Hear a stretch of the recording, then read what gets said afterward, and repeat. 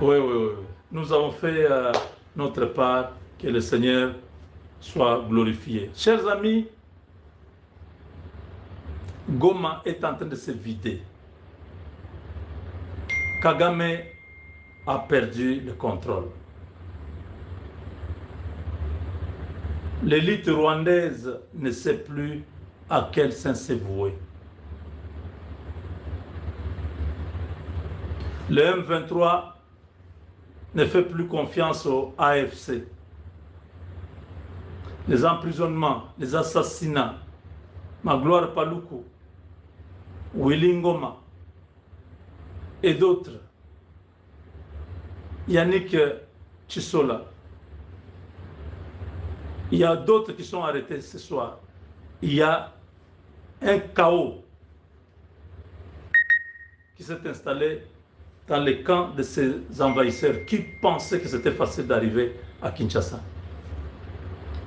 Ils ont quitté Goma. Ceux qui habitent Goma, qui sont en direct avec nous, qui sont sincères, vont vous dire que la présence de ces cadres du mouvement terroriste n'est pas visible depuis 15 heures de la journée du 21. Ils ont pris des jeeps vers Bunagana avec objectif de pouvoir traverser, rentrer en Ouganda où ils étaient avant que cette rébellion n'éclate en novembre 2021. Kagame leur a dit, vous ne pouvez pas rentrer chez moi, je n'ai pas assez d'espace. Vous allez en Ouganda.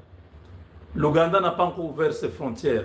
C'est pourquoi ils sont à la frontière à Bunagana, en attendant que les négociations se passent entre le Rwanda et l'Ouganda pour leur permettre d'aller là-bas. Les troupes du M23 sont abandonnées. Quelques commandants de ces troupes ont demandé à leurs sujets de se regrouper autour de Bukavu et de Goma en attendant des instructions.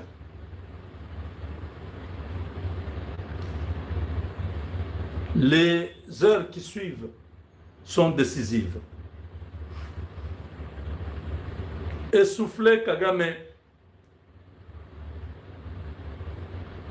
jette l'éponge et se rend compte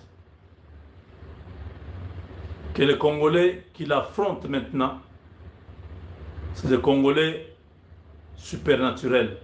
Ce ne sont pas des Congolais normaux qu'on corrompait facilement, qu'on envoyait les femmes facilement. Il s'est rendu compte qu'il est en face des Congolais surnaturels, des Congolais qui sont délivrés de ces besoins physiologiques, des besoins primaires, élémentaires, des besoins d'argent, des besoins de femmes, des besoins de... Ce sont des Congolais qui ont transcendé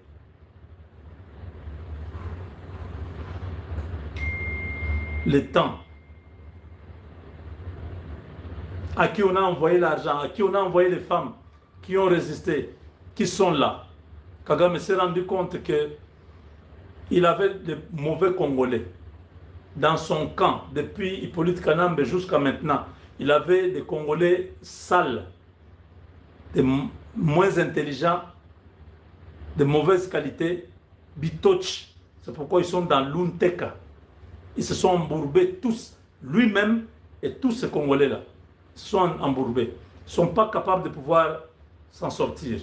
Il n'y a que les Congolais qui sont en dehors de ça, qui peuvent venir regarder et dire, celui-là, bon, on peut voir, on peut retirer.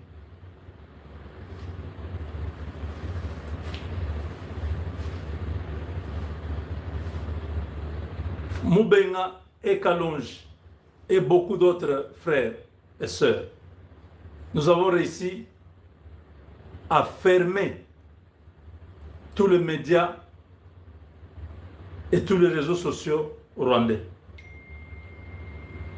Hier, j'ai parlé de Cédric Ganza, un jeune Munyamulenge qui est en train d'amener un nouveau vent dans cette affaire. Beaucoup de Congolais n'acceptent pas. Oui, c'est vrai, vous pouvez dire tout ce que vous voulez, mais moi je n'ai pas créé des humains. C'est Dieu qui a créé les humains, qui connaît, qui est qui. Donc, j'ai fait ma part. Je laisse à Dieu sa part. Vous pouvez parler comme vous voulez. Vous pouvez vous déchaîner.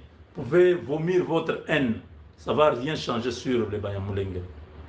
Ceux qui ont été là avec l'idéologie de Kagame ont échoué. Dieu les a confondus. Ceux qui viennent aujourd'hui avec un nouveau langage, ne dites pas pourquoi ils n'ont pas parlé tout ce temps, pourquoi ils ont choisi seulement maintenant. Ce n'est pas à moi qui vous pose cette question. Je n'ai pas créé un humain.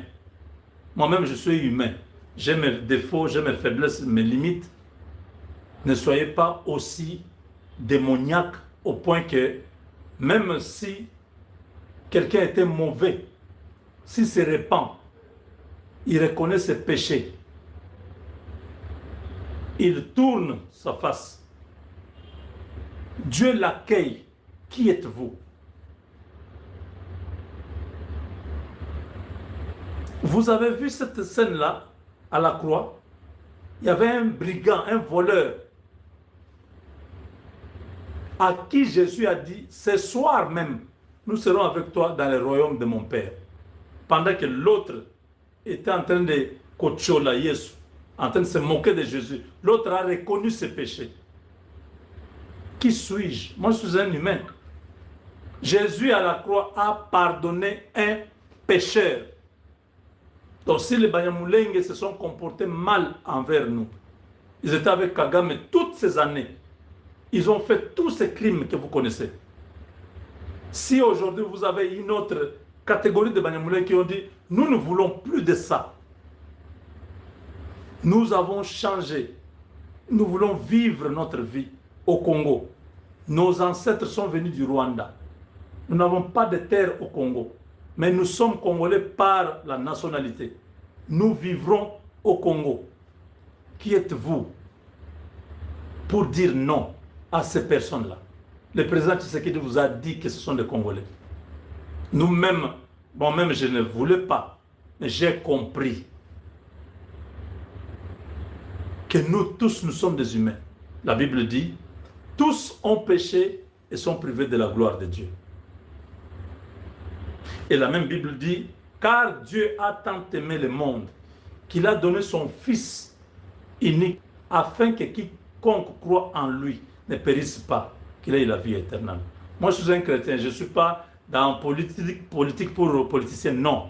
Je suis d'abord chrétien. C'est pourquoi tout ce que je vous dis, je dis, Dieu m'a montré, Dieu m'a parlé, Dieu a fait ceci. Je ne suis pas comme vous. Votre haine, vous agissez exactement comme Honoré Ngwanda. Et Ngwanda est où aujourd'hui? Moi, je ne peux pas entrer dans une chose là où Dieu ne m'a pas convaincu. J'ai fait les choses. Si Dieu me dit, ça c'est bon. Je n'ai pas dit que Rubero est bon. Je n'ai pas dit que Rubero est bon. Ou Nyarugabo est bon. Non.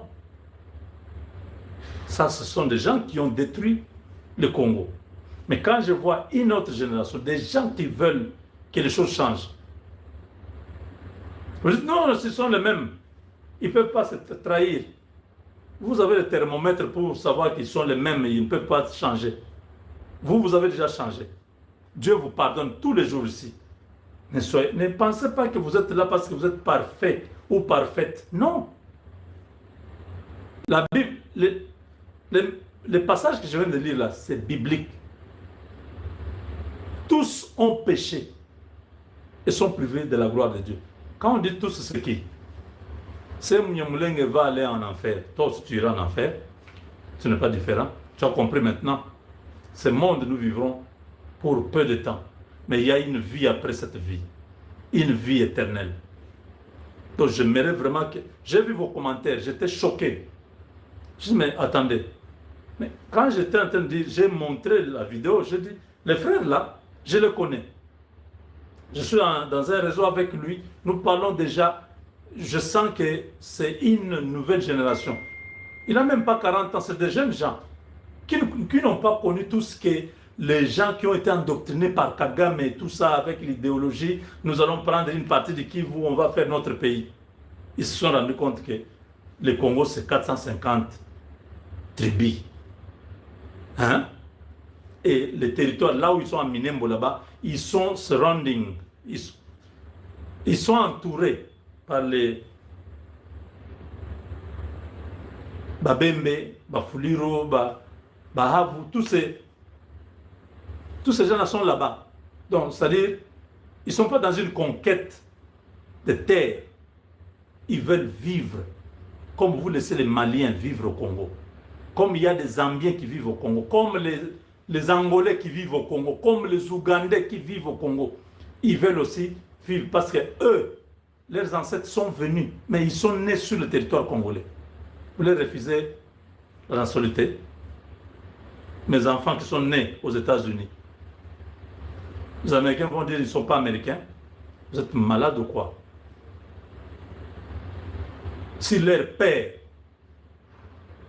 ont été dans la destruction du Congo, depuis les directeurs du cabinet du président Mobutu, ça c'est une autre génération. Pourquoi vous n'acceptez pas que ça peut changer? Nous sommes une autre génération. Vous voyez comment la génération de ceux qui ont géré depuis 60 se comporte au Congo? Nous refusons cette génération-là. Nous disons, nous commençons les choses parce que eux, c'est terminé. C'est nous qui prenons les choses en main. Demain, un d'entre nous sera président. L'autre sera premier ministre. L'autre sera ministre. C'est nous qui devons prendre les choses en main. Vous comprenez? Nous devons vivre ensemble, dans l'harmonie, dans la paix. Chacun doit respecter, chaque Congolais doit respecter la loi. Vous êtes en France, vous respectez les lois françaises. Vous êtes en Allemagne, la même chose, au Canada, aux États-Unis. Vous respectez les lois du pays dans lequel vous êtes. Eux aussi, ils respectent la loi du Congo. Ils ont compris que leurs pères ont commis des erreurs. Eux ne veulent plus de ça. Ils veulent vivre leur vie au Congo parce qu'ils sont nés au Congo, ils ont étudié au Congo. Ils n'ont rien à voir avec le Rwanda. Donc, ne soyons pas stupides, idiots, pour continuer à se comporter mal. Si vous m'écrivez ou vous envoyez un message dans ma vidéo, j'enlève tous vos commentaires parce que ça ne va rien changer. Vous avez compris? Ne vous faites pas ridicule en écrivant des choses comme un insensé. Vous aimez plus le Congo, plus que moi. On ne vous a jamais vu. Vous vous cachez pourquoi? Moi, je montre mon visage parce que j'aime le Congo. N'écrivez, ne soyez pas derrière là en train d'écrire oh non, ne dites pas mon nom, n'affichez pas. Vous vous cachez maintenant pourquoi vous êtes Congolais. Vous n'êtes pas différent des traîtres. Si vous aimez le Congo, affichez-vous, faites une déclaration, dites non, nous ne sommes pas d'accord avec les gens là qui ont parlé. Voilà. Au moins, on va vous croire. Ne venez pas en train d'écrire dans un commentaire. Vous êtes un lâche. Vous avez compris? Félix Tshisekedi a dit, ces gens-là sont des Congolais. Ok? J'ai dit que ce sont des Congolais. Vous, vous êtes lâches. Vous vous cachez. Vous n'avez pas le courage. Il faut fermer votre bouche. Ce monde, nous sommes venus. Nous l'avons trouvé. Ce monde, nous le laisserons. Oui, il faut reconnaître ça. Si vous croyez que vous êtes éternel ici, vous êtes le plus malheureux. Même à 100 ans, vous quittez la terre. Vous quittez même avec beaucoup de regrets, après avoir fait beaucoup de mauvaises choses. Mais nous avons ce que la Bible dit, heureux ceux qui ont le cœur pur, car ils verront le Seigneur. Vous avez entendu ça? Je répète, la Bible dit, heureux sont... Attendez. Toujours informé sur les actualités politiques de la République démocratique du Congo. Nazanga mon côté, je suis toujours accompagné et Nande Konangai Ale Moloto au Boebi, Tosirenoma et Poya Kiti Sakamoto. Pour ne pas aussi monopoliser parole, Naroti Kapé Ale Moloto, après Sabino Mbote, par internaute de la mission. Mbote Nabino, papa. Mbote ba mama, mbote na bana ya mboka ya République démocratique du Congo partout au bozolanda biso. Alors tozane sengo koya ko partager elongo na bino ba actualité pe ba information ya makambo etali la République démocratique du Congo.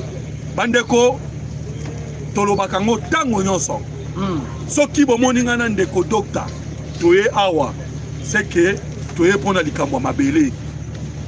Toye kolobela mboka Congo. Awa wa bandeko ba congolais boko yoka kaka makambo etali la République démocratique du Congo bandeli tisuka voilà tozo pour inviter bino déjà pour s'approprier émission Oyo en partageant, en aimant et en commentant. Très intéressant, Alain Moloto. J'espère que les Congolais sont disposés. Il y a Kolanda Biso, to ya Koyoka Biso, to memeli bino sango nini bandeko toye kobetela bino masolo ya kuo eza ko se préparer na ndolo. To kobetali solo ya complicité ya papa oyo to bengaka viendoki. To kobetali solo ya Mukonza Mboka en colère contre tous les ministres. Tant on a tous les ministres, yo milongo la soko salaki musala malamu. Nyonso chef de l'État en colère contre tous les ministres. Miyibi. Évaluation au salama. Donc, il faut que yo monyo ça exceptionnel. Benga biso ebisa biso Dr. Moloto. Parmi ba miyibi ngana za exceptionnel, botala musala na ngala sala boye. Musala na ngala sala boye. Wana pe biso toye to lobele liyo. Mais sinon ba congolais nyonso. Ba kongomani nyonso. Bazolanda biso ba yebi ke Mukonza Mboka za na kanda nde ya ba ministre nyonso pona nini kimoyibi leki tokobeta masolo toko révéler bino bokoyeba ba cop o bango bazaki kobeta na kati ya ministère tous les ministres. Donc nettoyage ezo salema sauf l'imprévu remaniement ezali baza 50 hein baza oui sur 50 wana sur 52 40 ou 42 baokende 40 ou 42 nde bazokende baza wana babatama baoyiba babatami baoyiba ndenge tobetaka masolo ya o Kagame bango kuna etali bango te toko révéler bino bango awa bokoyoka. Donc voilà un peu les M23 bloqués. Tozoye bate Moloto nanga okende wapi eza koyinda nanga okende wapi sans plus tarder tobandi na lombango tobandi dossier ya papa o baobenga Maradona chassé Maradona Bahati Lukwebo. Moi je me pose la question, Bahati au moins aza PPP non? Oui, Koko. Mais normalement, il faut qu'il retraite. Aza Pepe, tu suis quand on a style qui Pepe. Est-ce que Bahati a ok Pepe pas Koko na lobake? On appelle un porta implice na République démocratique du Congo. Place Yosa Bahati. Na Sénat. Aucune loi.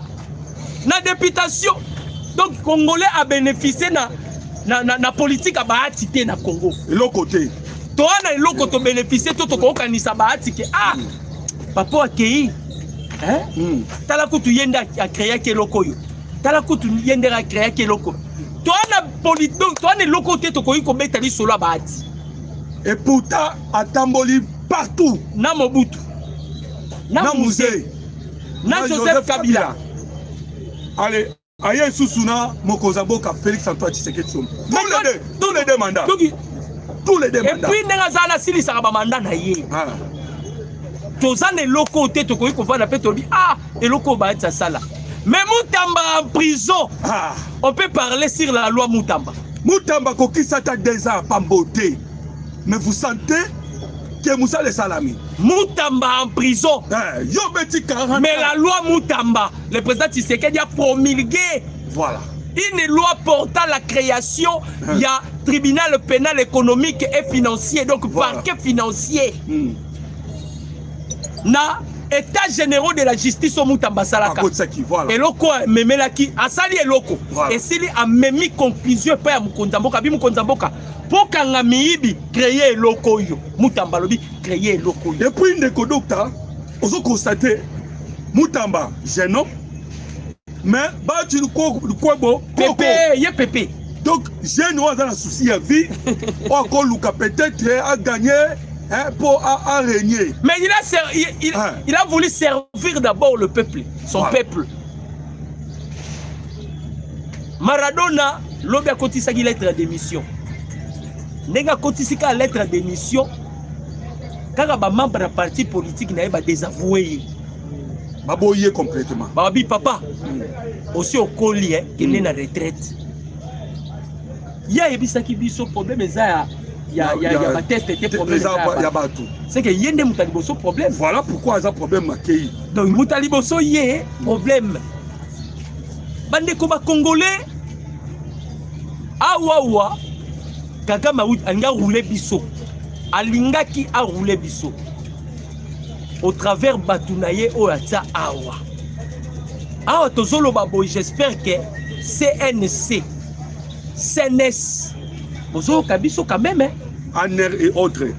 Okende aux alentours, Yabanda Kweza ya babo marché. Voilà. Banda Kunyoso Eza babo marché. Voilà.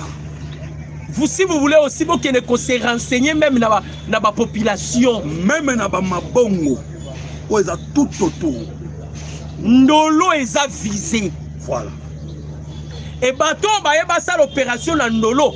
Bah suit banda kula bango na babo marché, na babouda, na baza aux alentours. Parmi ba secret et bimi, oyo ba imana bimi saki.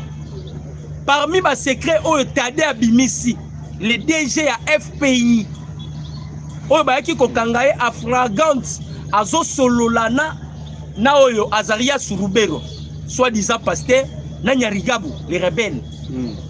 Bazo préparer planning comment bakoyi ko beta kuna ndolo, comment bakoyi ko beta chef de l'état coup d'état. Parce que babanda ki koyeba déjà que lobby le 18 et au souke la baron mabé. On a peut te remettre à l'isolo parce que Paul Kagame a mis l'ingili sous la singaye. Voilà. Ça, le peuple congolais. Alors, vous comprenez déjà que la fois dernière, Bazalaki a arrêté et belé une affaire de 700 personnes. Au balokota qui va en maboko, tina niveau ya maluku. Bakanga qui va en belé. Donc, au Sénégal, les Congolais va aimer parce que boyebi ke tango nyonso toyebisaka bino ke ndenge tosalaka baémission boye balavi na biso ezalaka menacé.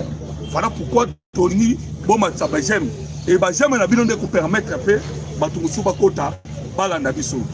Donc nde toloba awa bandeko bakongolais Paul Kagame elongo na bafrançais bango tout na plan na bango bamoni ke Tshisekedi les a bloqués na bacoin nyonso. Voilà pourquoi c'est le loko bango bazaki ka ko préparer ezakaka coup contre Mokozamboka.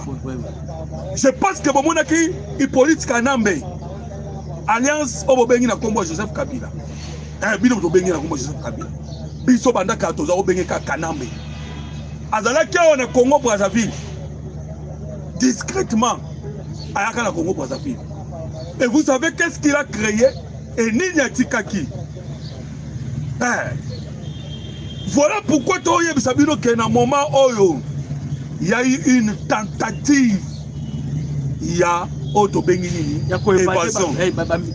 Prisonnier.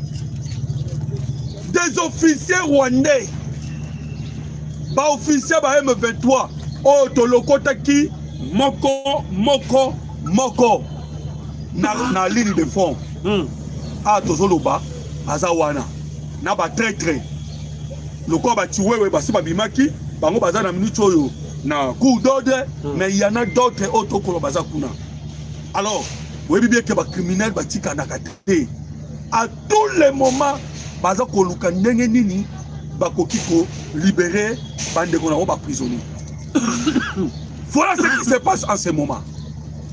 Alors bande ko Congolais ne to ebisi na bino que ils ont essayé et le plan wana ezalaki que lorsque bako beta prison et fumwami baluka ndenge nini bakatisa na ngambu et le vieux wana o bino boyoki déjà ayuti suko bakisa manda mususu yango na mitunaka bino baebo telemera Tshisekedi qui est encore jeune Tshisekedi nanu oyo azana nu manda na ezali bo luka kende mais ça suye wana kuna na ngam Ve jaloux auti ko baksa mandat na 94% 94 94,58 94% levé wana ngam la politique à l'élo. La France nani.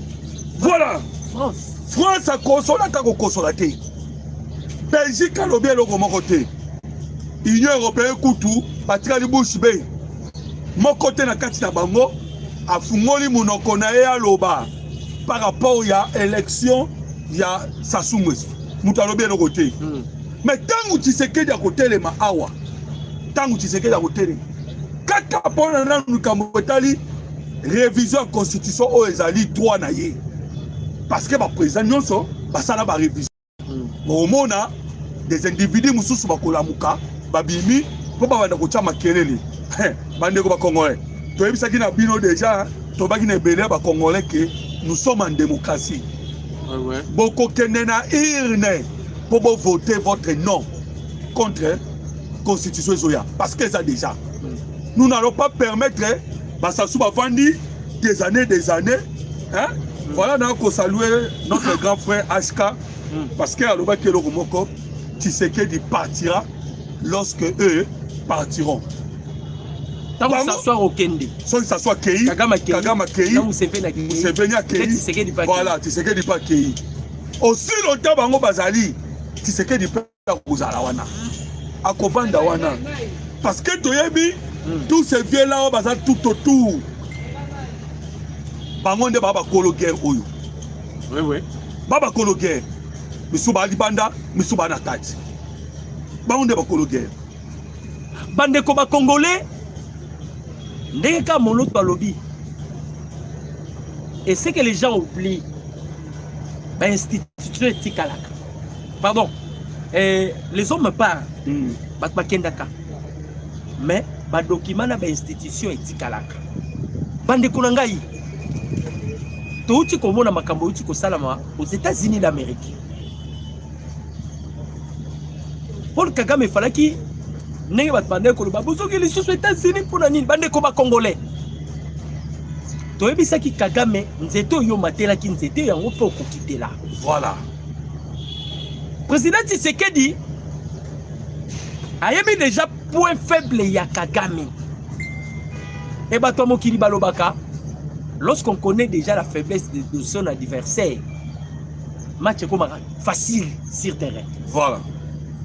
Donc Babiloko Boyoka qui ont ouvert les amis, oh nini, ok zala qui plan par rapport à Biloko il fallait que ça la à Washington. Lorsque Kagame a délégué toute une délégation aux États-Unis, Makamouba Kendi Makuna est-ce que bah c'est Kagame. Kagame a yebi déjà que Batunaye Banzimi Kuna.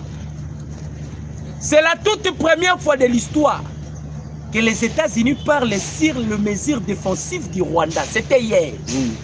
Massa de Boloso au Kagame Tela qui espoir. Union européenne au Kagame Tela qui espoir. Tobisaki Kagame, professeur Condé Tien Tshisekedi Aibisara Kabila, tu vas rester seul, toi avec Olivier Leni. Yango Pezola Tayo. Otika la Yomoko na Ange Kagame. Ange Kagame. Na Ivan. Okotika la Yomoko. Sur ce, ils vont maintenant activer dernière carte Kabila Tikela Biso. Yabanani, yaba mandataire public. Ba mandataire public oyo, babimisaka ba misolo na bango pour financer la rébellion. Ba mandataire public o babimisaka misolo na bango na zolobela ba mandataire nyonso te. Moi je parle de ceux-là. Oh ba miyebi ke baza déjà na trouara parce que batu ba okangama. Ba okangama belé. Batu bazo kangama. Est-ce que moloto vous avez remarqué que basango bafandi mo kimia mikolo? Oui, bafandi kimia. Bafandi kimia pour nani? Non, kimia na bango il faut oyeba ke depuis Monseigneur Bernard a permis ça qui va secret nyonso. Les trois secrets oyo ba isenko ba bomba ki tribalisme, corruption, tango ba élection et surtout complicité na Rwanda. Complicité na Rwanda. Tous les secrets bimaki. Donc si on comprend bien, force ya Kagame ce n'est que des Congolais. Et pardon, des étrangers. Parce que Chole, na landeli, babaza Gabonais. Ambongo, balorote na Centrafrique. Au moins, Mouteba wana Malawite. Mouteba, Firgence Mouteba, Malawite. Eric Senga peut tozoluka nationalité na ye. Il y a STC. Mais ces gens-là sont tous des étrangers. Et Batalisi Biso qu'ils ne sont pas congolais et ils ne s'intéressent même pas na bandeko na biso bana Goma na Bukavu. Voilà. Pourquoi invasion rwandaise na sol congolais? On a vu à nos 15 jours sur la Téléma, toi Mbongo Téléma, jamais pour dénoncer l'agression rwandaise. Voilà. Tozoyembi sa bandeko Katanga, vous qui pensez pas à Moïse Katumbi. Toyebi sa rabino qui est Katumbi. Katumbi est le pion majeur à sa dernière carte, il y a Paul Kagame, à sa jonqueur. Et vous allez remarquer Katumbi a une relation moko étroite na banani na ba mupi. D'ailleurs bangonde ba qui le système il y a sécession katangaise. Voilà. Après koyoka nisa Kabila na Katumbi bunagane kwi. Oui, malamo. Est-ce que boye barango? Pona nini? Bafanda ki ba non. Intérêt na biso commis en danger. On a déjà président Tshisekedi qui est la Vatican. Voilà. Pour la découverte, il y a 60 millions de dollars américains au Bimaka par an. Entreprise ni ne peut s'arranger Perenco. Entreprise pétrolière. Et peut ça 60 millions de dollars par an. Et pas basango. Bandeko ambongo bozomona na chole bomona. Via lixiro ba menaka. Bandeko nous sommes des pauvres. Oui oui. Oyebi jipa mbongo atambola kanango. Ça coûte combien? C'est une affaire à 150 000 dollars. Boyebi Jeep sur la tambola, sur la tutine, azana villa na nini na Gombe, sur le wana bozomona. Bana vie oh boko ko imaginer te mbongo bazui wapi? Mafia, blanchissement d'argent. Et puis lorsque vous avez constaté que ba Chole ba bandi kimia parce que quand na bango ezaka Moïse Katumbi. Oui. Et Moïse Katumbi, Tolito ebisa bandeko na biso ya Grand Katanga. Moïse Katumbi atikala kolinga ba Katange te. Parce que na nombre bana no soza na bango c'est plus de 10. Abota ta na Katangezi mon côté. Kana Rwandais. Moment otoza oyo. Paul Kagame apesa ye Rwandais o bazana ye. Mosina Rwandais. Mais parla maintenant ya basango. Tu sais que bandeko ba congolais que tangu nyonso oyo boyo kaka Kagame en difficulté basango babimaka soki basango babimite soki ndeko docteur soki basango babimite yebaka ba ADF babimaka. C'est ça. Vous allez constater que quand ils sont en difficulté ba ADF Nikolo wana ba ADF ba koboma en désordre lobi ba uti koboma 12 personnes 12. Donc et dans le système oyo ba Rwandais ba travaillaka donc na ADF bazana M23 bazana Turanarero bana basango bazana ba Moïse Katumbi donc ba travailler Jarwana. Voilà pourquoi vous allez constater que na moment oyo Moïse Katumbi ndeka tina bango bazana ngombe basango basai kozonga sima mais okomona bango bakobima bazobima d'ici là déjà barobima tolinga ki to bakisela bino eloko moko par rapport makambo ezoleka na États-Unis d'Amérique ndenge toyebisana bino ke c'est pour awa toloba 6 et baluki 9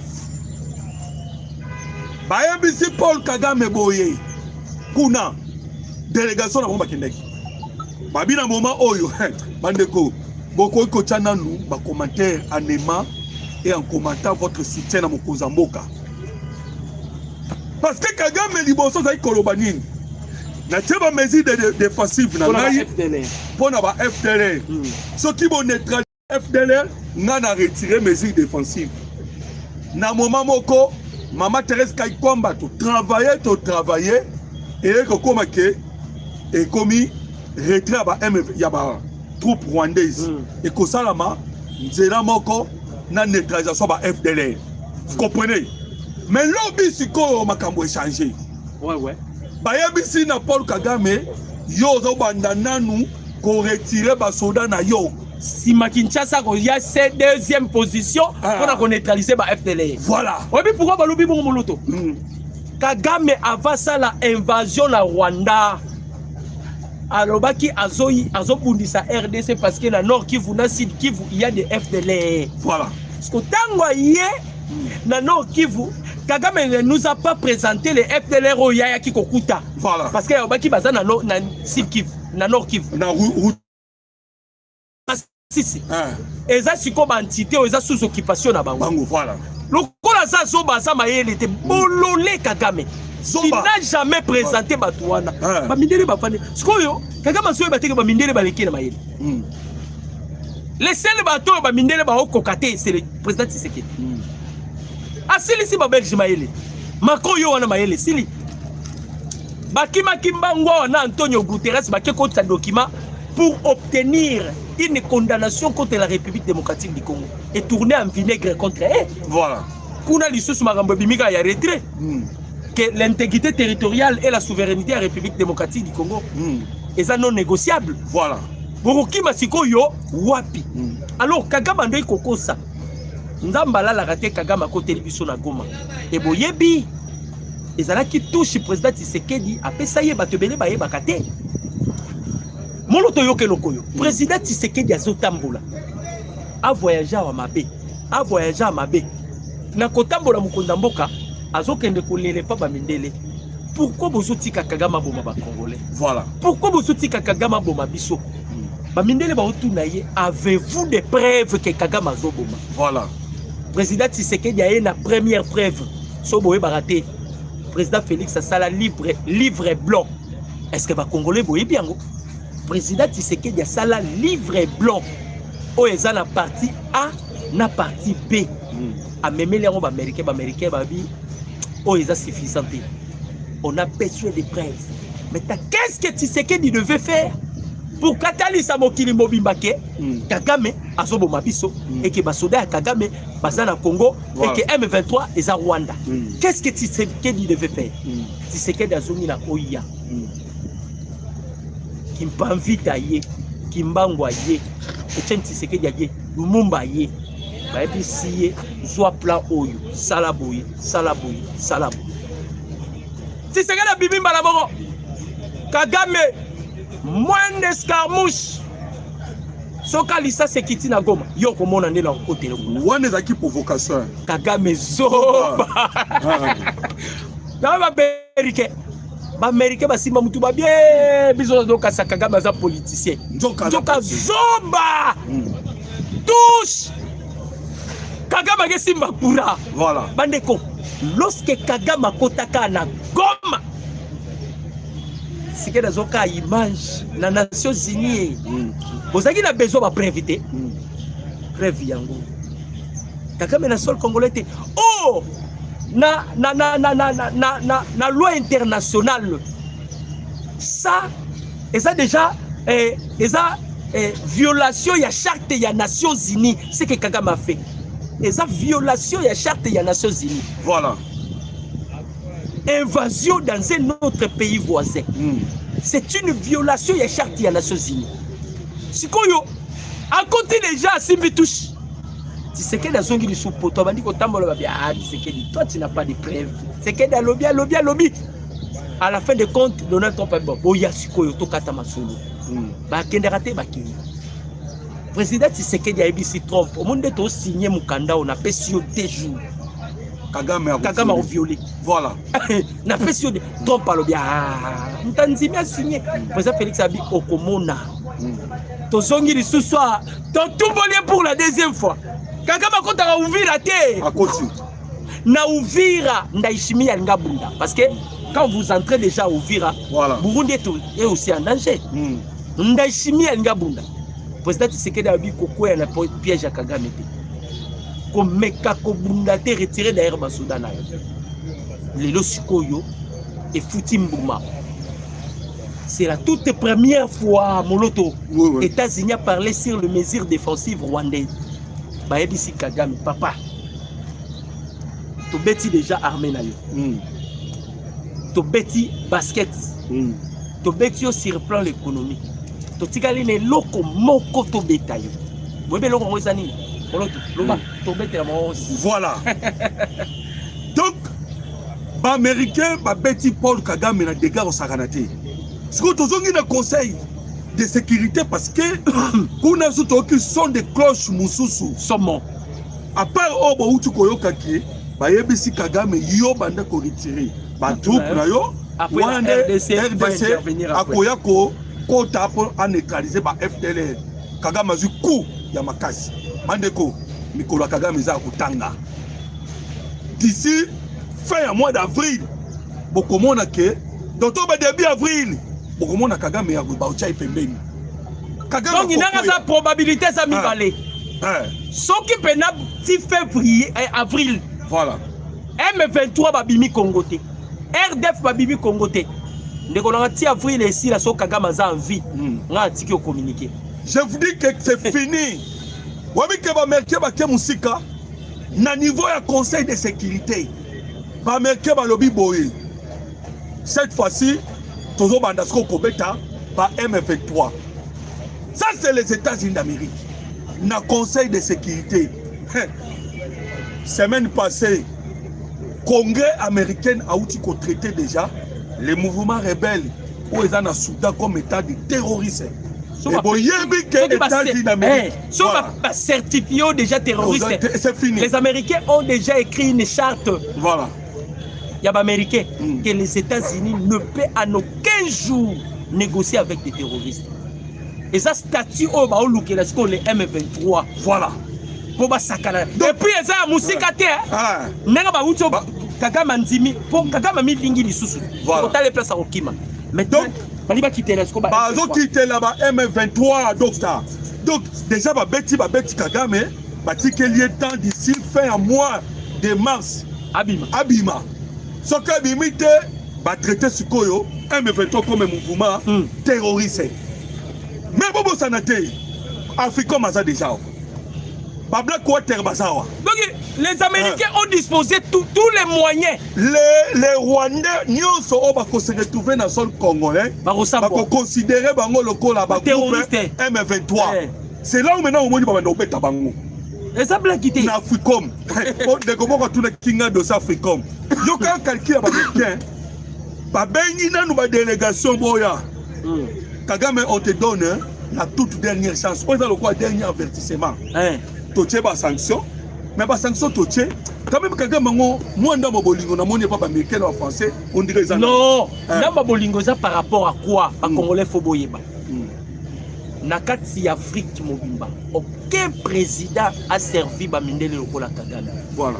Kagame zo soit 1%, zo pesa ba mindele 99%. Wana liboso. Yami balé pourquoi les Américains bazo madouiller Kagame? Kagame est considéré comme un citoyen américain. Il a fait tous ses études aux États-Unis.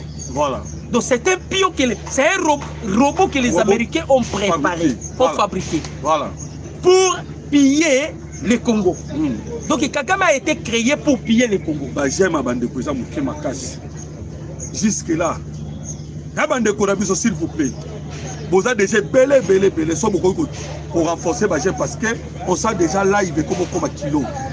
Là, il veut comme un kilo. Donc là-bas, on sur ma côte qui Bosani, Koyeme, Bandara d'abord Koyeme pour sécuriser notre vie. Naïbe belé bazana ba Bosani, bo aimé pour bo tindika live. Voilà. Donc, vous avez bien compris que calcul à américain est clair. Kotoyo, ma petit ba sanction aux déjà. Lobby soit baxi sous sanction. Wana kutunde siko Banque mondiale. Il a exclure le Rwanda. Le Rwanda ne a qu'à faire partir sous la banimité à la Banque mondiale. Donc bah Amérique a mabé. Non, Amérique soit sur la liste. Moi mazobenga, moi otokobenga, mois de mars, et ça mois d'enfer pour Paul Kagame. Ah non. Nous abeta mandenga betamité. Donc, parce que déjà Banque mondiale, dans le moment où il n'est pas sanctionné. Donc, qu'est-ce qui reste maintenant pour Kagame? C'est fini. Il y aura maintenant des mouvements insurrectionnels. Oui, même Basoda. Et puis, peuple à ôter les Basoda. Na Jamaïque qui va bien. Comme il y a tout, il y a Mozambique. Lobby, ministre na bango, Olivier Ndungirere. Wana zoba. Abandi koloba, oh non. Tokolongo na biso pe na Mozambique. Biso tokenda ka ko soutenir Mozambique. Bandeko, ezali kolela ya muta ko ina vélo. Balangage ya ministre affaires étrangères wana, Olivier Ndungirere. Alobi bongo pamba te. Le problème est ça que tu sais qu'il y a déjà que soldats rwandais va foutre à cahier $45. Donc ce qui fait vivre l'armée rwandaise, c'est sa mission. Ils font des gardiennages. C'est ce qui fait. Et puis, sur ma foutier 2000, Azal a droit à couper sa 1000 Nambokana. Donc, quelqu'un m'a dit pendant 30 ans, il a moloto. Voilà. Qu'il a gouverné le Congo. Il n'a pas même formé son armée, équipé son armée. Lui, il pensait qu'il continuerait à piller. Azobo Sanaki, il y a un adage qui dit Bayi Bagala Pocha qui saigne Balamoko. Soroye Lissou pour la deuxième fois qu'ils aiment au Karalobo. Et les gens vont comprendre que Oyiba Kayembo. Voilà. Donc, Nengazawana, c'est fini pour Naye. Alors, le ministre des Affaires étrangères, Olivier Ndungirere, Azolo Babouye. Au nom, pour quitter la Bisso Mozambique, Bisso Torenai Kosunga Bandeko. Donc, c'est la fin. Il y a triangle. Comment dit triangle, c'est la Moutamba. Réseau triangulaire. Voilà, réseau on appelle Salamaki contre la République démocratique du Congo. France, Qatar, Rwanda. Et la France a soutenu Rwanda pour la Nini Total Énergie dans Mozambique. Côté européen, Laurence Kanouka, agent d'entreprise dans France. So ba yibi minéraux, allez dans la France. Triangle. Voilà pourquoi mon France a soit vraiment au Tobengi Paris Saint-Germain. Tangu ba nation nyonso. Appelle ça yango na Rwanda, ou comment na Rwanda, visite Rwanda. Koto Qatar Airways. Hein? Bali na bango 3. Rwandais. Koto Rwandais. Tango oya na Rwandais. Webi ke Rwandais ezakaba Qatari. Rwanda kacha Rwandais wana komona une grande pourcentage donc 55%. Il y a bénéfice ezali ya nani ya Qatar 45 de Rwanda. Et puis kaka barabe wana à Qatar bataki des projets il y a à peu près 6 milliards pour na kwa kotonga aéroport ya Rwanda. Ah tozo ba bozo tenga ma déjà parce que mbongo bazaki ko na usine otobenga ya Gasabo. Donc moloto j'ai l'impression que même guerre ba iranien de babeti barabe c'est bien en quelque sorte. En quelque sorte, il faut que on Mbappé ça n'a Qatar peut fallait assumer parce que Qatar a qui na mauvais côté. Ouais. Na minute au Qatar au Komona parce que ba yi Qatar baza bande koya Massad Boulos. Tango mona ki Massad Boulos atenga maki mo muke c'était parce que alinga ka sauver ba arabe. Mais Donald Trump a botola, je vous dis, ça c'est confirmé et je vous assure processus à Doha et comment on approche à Donald Trump. Donc, nous avons aboyé, processus soit ne continue à maboko, il y a Donald Trump. Il y a beaucoup de moutou, azana mou na maboko.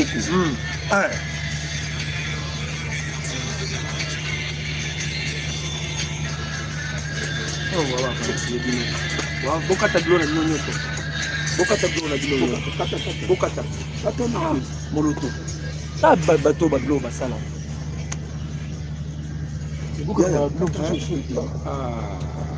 Kata assez. Tapino moko.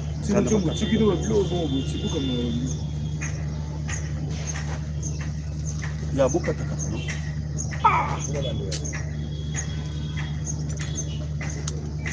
On va foutre ma droit d'auteur pour banga ba chaîne.